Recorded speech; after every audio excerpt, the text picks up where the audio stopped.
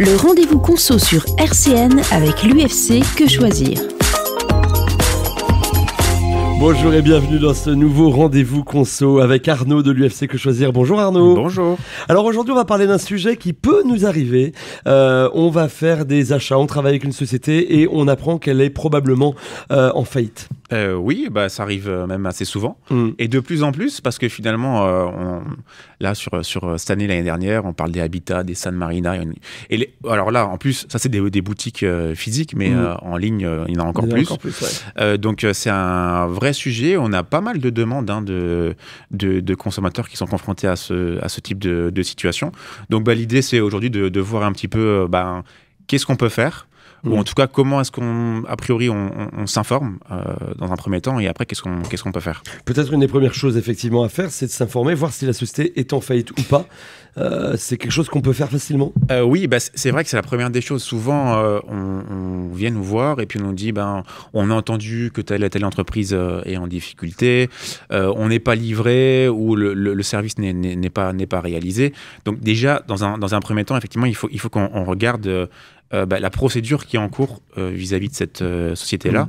Donc là, ce que je vous invite à faire, c'est déjà de regarder les documents commerciaux, type devis, bon de commande, conditions générales de vente. Vous avez souvent le numéro sirène. Donc là, vous avez identifié l'entreprise. Déjà, oui. Ça, c'est la première des choses.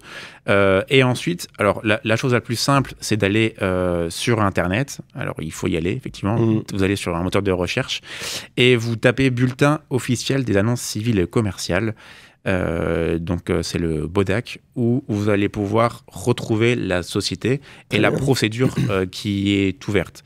Est-ce que c'est une liquidation ou pas? Est-ce qu'il y a une poursuite d'activité ou pas? Donc ça, c'est sur Internet. Et si vous ne pouvez pas aller sur Internet, vous pouvez vous rapprocher du tribunal de commerce auprès duquel la société est enregistrée. On peut peut-être juste préciser entre liquidation et poursuite d'activité, simplement qu'on comprenne bien. Alors, la liquidation sans poursuite d'activité, là, clairement... c'est fermé, c'est fini, on n'aura plus. Oui. Après, vous avez d'autres procédures comme le redressement, où là, l'activité peut se poursuivre. Donc, en fait, il y a plusieurs types de procédures. Et c'est vrai que quand on parle communément de faillite, là, on serait plutôt dans le cadre d'une liquidation pure et simple, plus d'activité. Et donc là, après, il y a liquidateur judiciaire, on va y venir. Mais en tout cas, il faut déjà s'informer de la procédure en cours pour voir effectivement les mesures à prendre par la suite. Il y a d'autres sites type Infogreffe ou société.com. Ce sont des bons sites qu'on utilise, mais ils ne sont pas forcément à jour. Oui, c'est ça. Parfois, il peut y avoir des délais aussi de mise à jour. Hein. Oui, et comme on va le voir, mais les délais sont importants, mieux vaut s'informer directement, notamment sur le BODAC. Très bien. Alors maintenant, on se met dans la situation, on a commandé quelque chose dans une société qui est effectivement en liquidation et en faillite. Qu'est-ce qu'on peut faire ? Alors, vous allez sur le site BODAC, vous voyez liquidation, donc communément appelée une faillite. Hein. Donc là, ce que vous faites, ce qu'il faut faire, c'est déclarer votre créance. Donc là, il faut en fait, il faut s'identifier comme créancier de la société. Donc, vous avez payé pour une livraison d'un bien ou d'un service. Le bien n'a pas été livré, le service n'a pas été réalisé, vous êtes créancier de la société, donc vous devez vous déclarer cette créance-là, et dans un délai maximum de 2 mois à compter de la date de publication du jugement au BODAC. C'est d'où l'idée d'aller directement à la source. Ouais. Oui, comme ça, du coup, il faut quand même veiller à vous retrouver dans les 2 mois. Donc là, c'est la première des choses à faire. Vous pouvez le faire finalement sur un papier libre, ou alors le gouvernement a mis en place un CERFA que vous retrouverez assez facilement sur Internet, que vous pouvez utiliser. Et là, c'est plus simple parce que du coup, tout est pré-rédigé, vous avez juste à compléter. Donc, vous devez adresser finalement cette déclaration de créance au mieux par courrier recommandé, comme ça vous avez une... Oui, on est sûr qu'il est bien parti et bien arrivé. Oui, ça c'est un préalable. Alors, ça vous coûte un peu d'argent. Oui. C'est vrai. Alors après, il faut vous regarder aussi le montant de votre créance. Oui, c'est ça. Oui, c'est sûr que si le courrier recommandé est plus cher que la créance... Oui. Peut-être qu'il vaut mieux laisser tomber. Oui, peut-être. Mais voilà, il faut peut-être mettre ça en balance aussi. Bien sûr. Donc, mais en tout cas, c'est possible de le faire. Et donc là, vous devez indiquer auprès donc soit du mandataire ou du liquidateur judiciaire, puisque vous connaîtrez le nom de ce liquidateur, parce que la procédure ouverte vous fournit le nom, les coordonnées du liquidateur. Vous lui envoyez le CERFA ou votre courrier avec le montant de votre créance, éventuellement les intérêts qui s'y attachent, votre copie de la facture, votre bonne commande ou de livraison.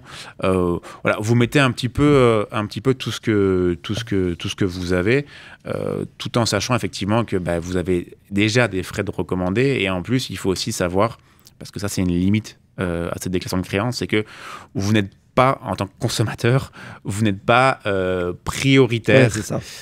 S'il y a encore un peu d'actifs dans la société en question, malheureusement, le fisc, l'URSSAF, etc. Ça va en premier. Oui, et souvent, et c'est le cas, souvent, il ne reste plus forcément grand-chose après pour le consommateur. Mais c'est quand même important de se faire connaître auprès du mandataire ou du oui, parce qu'il peut y encore avoir de l'actif, donc il faut le faire, et surtout si c'est des montants assez importants. Encore une fois, alors même s'il y en a d'autres qui se servent avant, il peut encore en rester. Et ce serait quand même dommage pour 6 euros de courrier de ne pas le tenter, en tout cas. Absolument. Alors là, on voit effectivement qu'il faut se déclarer. Qu'est-ce qu'il faut faire d'autre si on découvre que l'entreprise avec laquelle on a contracté fait faillite ? Alors, vous avez du coup cette déclaration de créance. Ça, c'est le préalable. Ceci étant dit, même si la société est en liquidation, vous avez déclaré votre créance, le contrat court toujours. C'est-à-dire que vous devez demander également au liquidateur ou au mandataire judiciaire qu'est-ce qu'il en est pour votre contrat. Est-ce que le contrat se poursuit ou pas? Est-ce que la société elle est encore capable de livrer ou pas? Il faut lui demander. Donc là, il faut, dans un premier temps, interroger ce liquidateur ou ce mandataire judiciaire, et qui décidera finalement du maintien ou de l'annulation du contrat. Donc là, vous pouvez le faire à nouveau par courrier recommandé. Donc ça fait 2 fois 6 euros. Oui.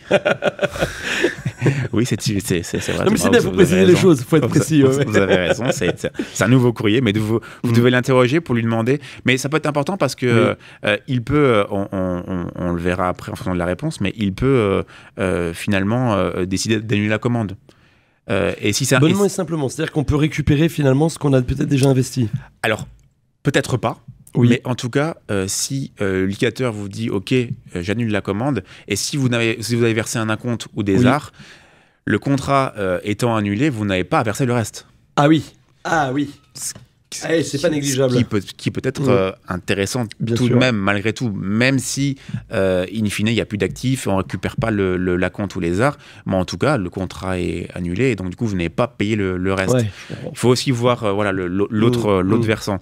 Donc, vous lui adressez le courrier, et puis il dispose d'un mois pour vous répondre. Donc, sur la réponse, soit il dit non, ok, on n'honore pas le contrat, ou il ne répond pas, parce qu'il peut ne pas répondre d'ailleurs. Dans ce cas-là, l'achat donc du coup est automatiquement annulé. Et donc si un paiement a été fait, donc si l'acompte a été versé ou les arts ont été versés, du coup vous redéclarez votre créance. D'accord. Mais en tout cas le reste est annulé. Et si le mandataire ou le liquidateur vous dit non, on va quand même honorer votre commande, dans ce cas-là, le contrat il est maintenu. Et donc, là, si vous attendez un produit, si vous attendez qu'un service soit réalisé, il faut refaire une autre demande.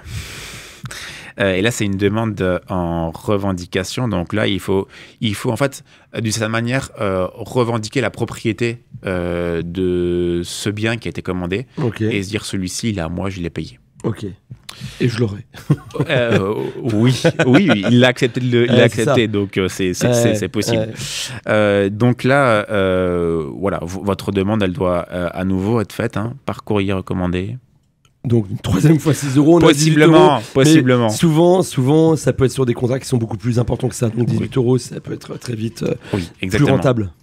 Exactement, tout à fait. Et surtout que si le mandataire ou liquidateur vous dit on accepte d'honorer la commande, sincèrement, pour celles et ceux qui souhaitent recevoir leur commande, qu'ils n'hésitent pas à le faire, puisqu'ils l'ont acheté, on dit on va vous le livrer. Donc, il ne faut pas hésiter à le faire. Donc, voilà, ça, c'est les deux étapes. Vous interrogez si on livre le bien ou on exécute la prestation. Si oui, sinon. Et il y a cette déclaration de créance à faire. OK. Il y a d'autres voies possibles ? Oui, alors c'est plus compliqué, mais oui, on parlait des arts ou des acomptes. Typiquement, si vous avez versé des arts, alors déjà rappeler un peu la distinction. Si dans votre bon de commande ou dans votre devis, il n'y a rien indiqué, c'est-à-dire qu'il y a un montant qui est versé, mais on ne sait pas ce que c'est, ce sont des arts, et c'est très bien parce que c'est favorable aux consommateurs. Très bien. Et si ce sont des arts, vous pouvez tout simplement annuler en fait, de vous-même le contrat. Donc en fait, vous pouvez le dire au liquidateur, j'annule mon contrat. Mais dans ce cas-là, je perds juste mes arts. Oui, parce que c'est pas contractuel finalement. Alors si ça l'est, mais l'acompte finalement est un contrat ferme et définitif. Oui, c'est ça. Donc là, c'est compliqué d'abandonner. Mais ce sont des arts, vous pouvez dire, même si on vous dit le contrat va être honoré, vous dites non, mais moi c'est bon, j'annule. Et je perds juste mes arts. Donc ça c'est intéressant et c'est favorable. Alors, même au-delà du cas de la faillite, parce que dans tous les devis ou contrats ou bons de commande que vous signez, si vous voyez des arts, vous pouvez même des fois inciter les professionnels qui ne connaissent pas cette distinction. Vous leur dites, vous mettez des arts, voilà, moi je verse des arts. Comme ça, du coup, vous pourrez toujours annuler. Alors, vous le perdez, ça, on est d'accord, mais il n'empêche que si jamais ça se passe mal avec le professionnel, vous facile d'annuler le contrat. Et à contrario, si c'est un acompte, là, c'est plus compliqué parce que là, effectivement, le contrat, il est ferme et définitif. Et donc, vous ne pouvez pas l'annuler. Et alors, du coup, pour éviter de devoir payer tout le reste, il faut, comme je l'ai dit, demander au liquidateur ou au mandataire l'annulation du contrat. Et donc, il faut qu'il lui-même l'accepte. Oui, c'est ça. On revient sur la voie un peu plus classique de précédemment. Maintenant, on paye par carte bancaire ou par prélèvement ? Oui. Alors, la contestation d'une opération débitée est plus restreinte, plus complexe, puisqu'elle n'est possible qu'en cas de fraude du vendeur. Alors, ça veut dire soit le prix final est peut-être plus élevé que ce que le professionnel vous avait dit, qu'on ne vous avait pas communiqué le montant. Mais sinon, c'est compliqué, voire même très compliqué. Mais en tout cas, c'est une voie à peut-être tenter si vous êtes dans ces cas-là. Très bien. Si on paye par chèque, on a payé par chèque. Oui, alors l'opposition au chèque, c'est possible, mais le problème, c'est qu'il doit être, a priori, être fait avant que le chèque soit encaissé. Et bien sûr. Et malheureusement, quand même, on se retrouve dans des situations où les professionnels encaissent assez rapidement les chèques. Donc du coup, c'est compliqué de faire opposition à ce chèque s'il a déjà été encaissé. Donc là, pourquoi pas, s'il n'a pas été encore encaissé, vous voyez qu'il y a une faillite, pourquoi pas se dépêcher de le faire. Mais en majorité, c'est compliqué. Ok. Et si je demande à récupérer le chèque, je fais opposition, le contrat, il en est quoi ? Là encore, ça n'entraîne pas l'annulation du contrat. Donc là, il faut encore une fois le demander. Il faut vraiment passer à nouveau par la voie de recours qu'on a vu précédemment. Exactement. Maintenant, si je commande un bien, l'entreprise fait faillite, mais le bien est déjà chez le transporteur, qu'est-ce qui se passe ? Ça, c'est peut-être le moyen le plus simple. Et ce qui arrive même assez souvent, où vous avez le transporteur qui est en possession du produit commandé, il vous contacte, il vous dit on va livrer. D'accord, mais par contre, il peut vous demander des frais de transport. Ouais. Alors, là, vous êtes face à un dilemme, est-ce que je paye les frais de transport et j'ai mon bien ou pas? Regardez le montant des frais qui vous sont demandés et le montant du produit commandé et vous faites votre choix. C'est la même balance que est-ce que je paye mon recours avec trois lettres recommandées ou Exactement, tout en sachant que si vous faites l'avance des frais de livraison, vous pourriez déclarer cette créance-là comme on l'a vu initialement. En plus. Voilà, en plus. Alors si le produit est livré, du coup, vous n'avez que cette créance-là. Oui, vous n'avez que la créance des frais de livraison. On n'a plus la créance du produit, mais on a la créance des frais de livraison qu'on peut signaler. Et alors, c'est quelque chose qu'il faut regarder de près. Est-ce que les frais de livraison sont importants ou pas? Mais en tout cas, c'est vrai que ça peut être appréciable si vous attendez vraiment ce bien-là et que il est en cours de livraison. Donc, ça peut être intéressant d'accepter. Voilà, effectivement, pourquoi pas déclarer la créance des frais de transport. On a parlé de plein de choses. Il y a une chose dont on n'a pas parlé, pourtant on y pense souvent, les assurances dans tout ça. Oui, alors les assurances, vous avez des assurances qui sont attachées à votre carte bancaire. Ouais. À voir les conditions. C'est souvent compliqué. Ouais, c'est souvent compliqué. Et puis, finalement, toutes les cartes, alors, n'ont pas les mêmes conditions. Tous les prestataires de services n'ont pas les mêmes conditions non plus. Mais en tout cas, ça vaut peut-être le coup de regarder ce qui est proposé. L'assurance également du professionnel, il devrait avoir une assurance de responsabilité civile professionnelle ou une garantie financière. Là, c'est pareil. Regardez si vous ne pouvez pas la mettre en jeu pour ce bien ou cette prestation. Et là, on s'adresse directement à l'assureur du professionnel. Exactement, qui doit être mentionné d'ailleurs dans le contrat ou dans les conditions générales de vente. Et est-ce qu'on peut aussi, à un moment donné, aller vers les forces de l'ordre et déposer une plainte contre le gérant de l'entreprise qui nous aurait peut-être trompé d'ailleurs? Alors oui, tout dépend des cas finalement.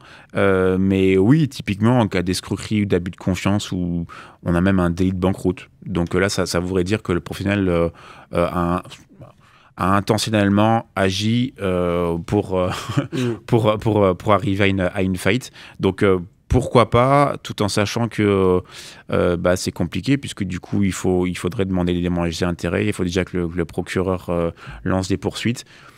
Mais c'est une solution aussi qui existe. Qui existe et qui peut fonctionner.